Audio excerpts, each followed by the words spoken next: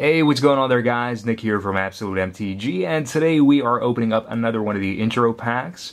Today we have the Anthousa's Army intro pack, green-white for Theros, and with this intro pack it comes with a 60-card pre-built deck that includes 2 rares, one of them is foil, and 2 15-card sealed booster packs of Theros to help you improve on the deck, add some cool things in, and ultimately we're just going to open this up, we're going to look at the cards, and we'll see if we can add anything in from our randomized booster packs into this deck that would be a good fit. So let's see what we have. And these products, like I've mentioned in the previous intro packs for Theros and the previous intro packs that I've done on the channel as a whole, these products are really good for new players. Like anybody that doesn't really know where to start with Magic and wants to get into it, the intro packs are definitely the best way to get into it. These are probably like 12, 15 bucks. There's going to be a link down in the description where you can purchase them online, but they're around like 12 to 15 bucks to actually order one up, and you get 2 booster packs, which the booster packs at MSRP are like $3.99, so you at least get a little bit of value out of just having the deck already pre-built, and then you can add on to it pretty easily. So we have our 2 sealed booster packs. We'll throw the other stuff to the side. We have a insert on how to play Magic the Gathering. This will fold out and teach you guys how to understand the different concepts of the game and how things work and whatnot. And then there's another insert in here for the Theros set, talking about the different things in Theros, and it also will give you on the other side a kind of like a cheat sheet to all the cards that are in the other intro packs, which I have the deck list of the intro packs in their corresponding videos. So if you guys are curious, the entire deck list is down in the description below already, but these inserts will let you know what is in each one of the intro packs before you actually go out and purchase one, but you can find it online as well. So we have our booster packs here. Let's see what we have in our sealed deck. I actually have not looked at this deck list specifically, so we'll see. So we have Anthousa, Setessan Hero. So she is a 4/5/4/5, and with Heroic, whenever you cast a spell that targets Anthousa, Setessan Hero, up to 3 target lands you control each become a 2/2 warrior creature until the end of the turn. They are still lands. So definitely really sweet where you're able to use your lands as creatures against your opponent. It's always nice. We have a Elvish Mystic. We have 2 of those actually. We have a Favored Hoplite. We have Deadly Recluse. Another Deadly Recluse. We have Setessan Battle Priest. Another heroic creature. Phalanx Leader. Yet another heroic creature. So that's kind of the theme for this one, is heroic and having these effects that you trigger by doing something to your own creatures, like giving them like +2/+2 or something like that, and then they get another trigger off of their heroic. So we have Wingsteed Rider, another Wingsteed Rider. We have Chronicler of Heroes, and another Chronicler of Heroes. We have Staunch-Hearted Warrior. We have Rumbling Baloth, 4/4/4, gotta love them.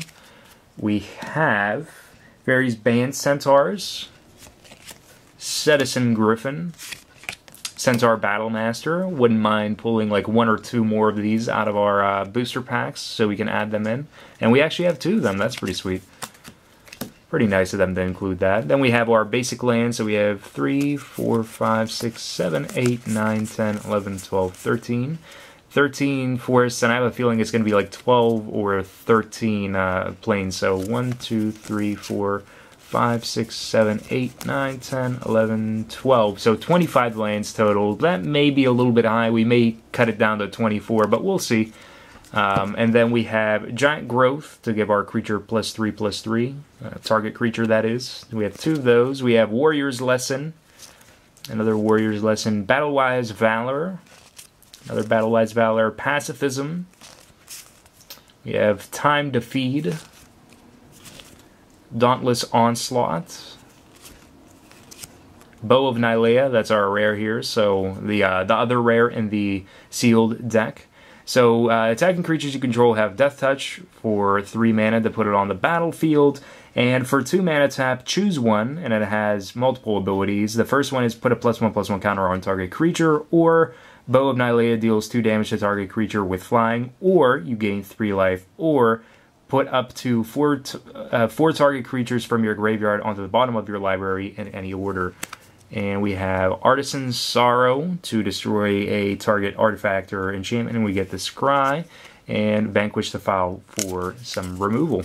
So it looks like a pretty sweet deck already. There are a few things that I wouldn't mind cutting out of here if we actually get some things that we can replace and swap in, but let's see. Let's see what we have inside of these booster packs. Hopefully something good. So, we do have a Cavalry Pegasus. We have Loathsome Catobala Pass. We have Nylea's Presence. Shredding Winds. We have Boon of Erebos. Griptide. Commune with the Gods. We have Hopeful Eidolon. Could be useful for us. We have Spark Jolt. Returned Phalanx. We have a Favored Hoplite. We have Century of the Underworld. Cutthroat Maneuver. And we have Temple of Deceit as our rare, so enters the battlefield tapped. Taps for blue or black to our mana pool, and whenever it enters the battlefield, we get the Scry one. So, for those of you guys that played through the Return to Ravnica block, it is like the Guild Gates that they had, only better because it has Scry. And then we have a Island and a tip card. So pretty much the only thing that stands out here, like we had the Cavalry Pegasus and the Hopeful Eidolon.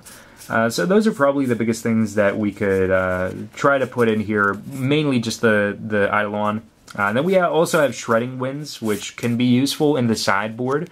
Which, for those of you guys that don't know what a sideboard is, whenever you're playing a match up against a opponent, whenever you're playing like Sanctioned Magic, and it's the best out of 3, between games 1 and 2, and then 2 and 3, you have the opportunity to side cards in, and you can take things out of your deck. Usually that's the most optimal thing to do, but now with the rules change, you can add things out without having to do a 1-for-1 trade out of your sideboard, but your sideboard is up to 15 cards that you have outside of your deck that you can bring along with you for those situations where you can just swap things that will be optimal for Game 2 and Game 3 of your best 2 out of 3 match.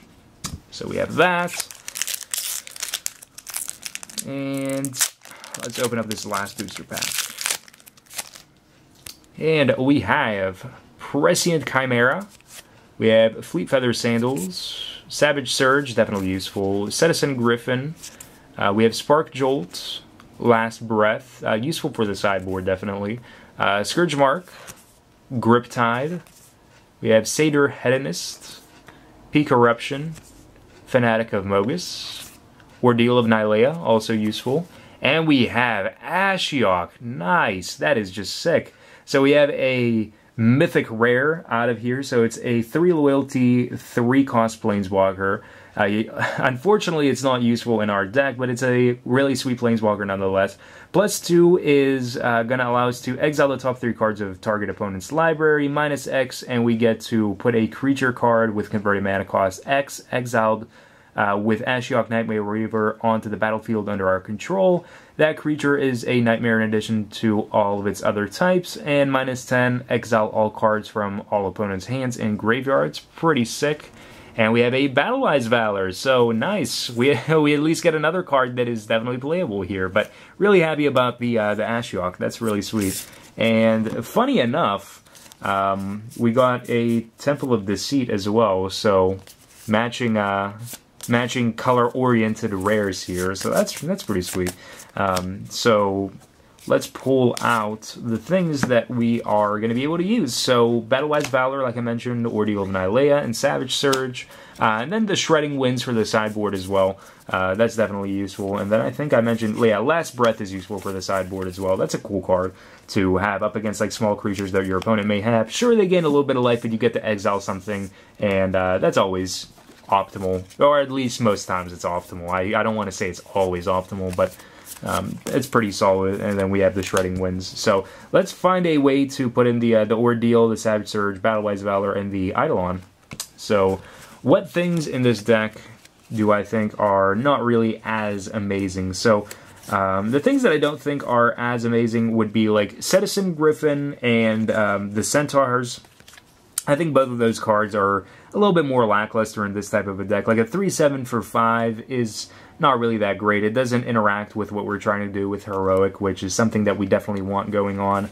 And then Setessan Griffin, it's just kind of expensive. You only get a 3/2 creature for 5 mana. Sure, you can siphon the 4 mana into it and make it a 5/4, but you have to keep on doing that if you want to have it be that power toughness and have it swing in every turn or block or what may be the case. But I would probably take these two out, and I would look to add in something along the lines of like the Ordeal and the Savage Surge, or any combination of these. I guess probably the creature first, just so we have another creature to kind of bounce things back, so that we're not kind of in an awkward position where we're not running enough like creatures or anything like that. Another thing that I would put in here right away would probably be the Savage Surge, so that is quite useful for us. And did we get another one of those? I don't know if we got a Savage Surge. No, we actually didn't get a Savage Surge. That's pretty surprising, actually. We did get the Battlewise Valor, but I'm actually pretty surprised. But we did get Giant Growth, so that's fine nonetheless. Then for the rest of this stuff, maybe Time to Feed.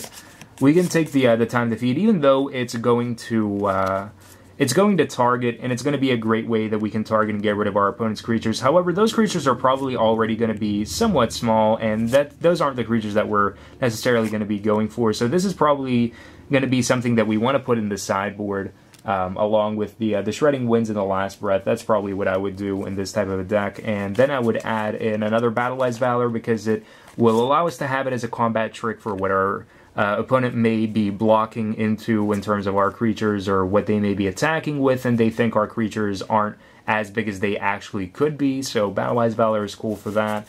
And the Ordeal of Nylea is definitely awesome. You get to put a +1/+1 counter on the enchanted creature every time it attacks. And if it has 3 or more +1/+1s on it, we get to sack Ordeal of Nylea, and we can search our library for up to 2 basic land cards and put them onto the battlefield tapped. So it's a great way to be able to ramp into some other things that we have in this deck, like Anthousa, especially if we're a little bit more land light in terms of what we've been drawing for the game. But it'll help us play things like Centaur Battlemaster on time and all that stuff. And also, it'll thin out our deck so that we actually have a opportunity to draw other cards instead of just lands over and over and over again. But actually, in retrospect, we can probably take out the Artisan's Sorrow and put that in the sideboard, and put the Time to Feed in here, because the Artisan's Sorrow is probably a little bit more narrow at destroying artifacts or enchantments. If you really need it, you can side it in, but if you don't, it'll just be in your sideboard. So that's probably a little bit more appropriate. I actually forgot we even had that in there. But yeah, this definitely looks pretty sweet as it is right now. So that is pretty much all I have for you guys for this intro pack opening. Our rares that we pulled are Anthousa and Bow of Nylea from the actual intro pack deck itself, and the rares that we pulled out of the booster packs were Ashiok and Temple of Deceit. So thank you guys for watching this video. Please be sure to like this video and subscribe to the channel for more Magic the Gathering content. And until next time, guys, peace out.